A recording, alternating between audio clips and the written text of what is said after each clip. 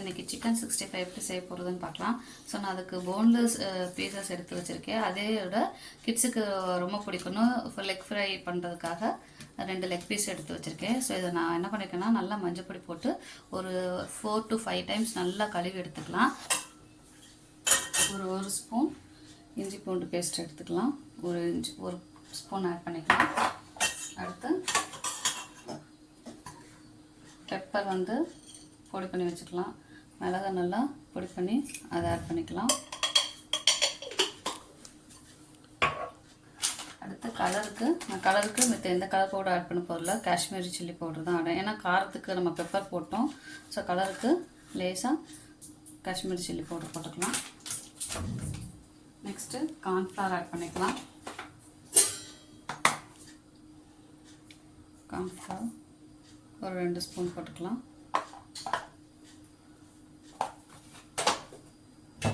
அடுத்து சிக்கனுக்கு தேவையான உப்பு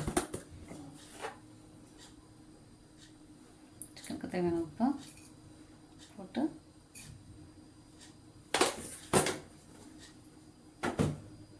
ஒரு முட்டையும் இப்பயே அடித்து ஊற்றிக்கலாம்.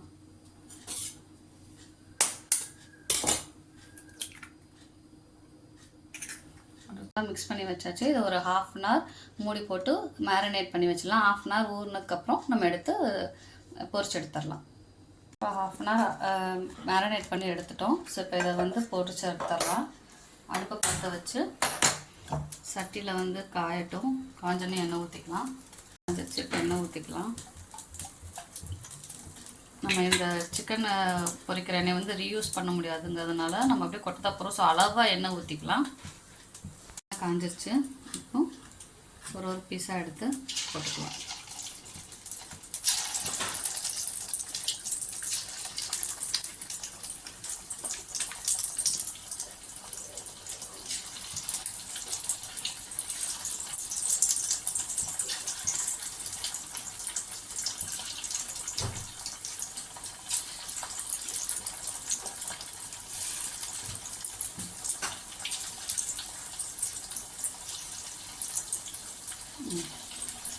பொரியட்டும்.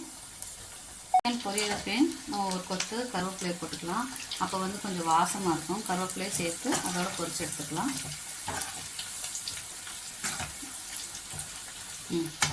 நல்லா பொரிஞ்சிருச்சு. இப்போ கலர் சேஞ்ச் ஆனையும் நம்ம எடுத்துக்கலாம்.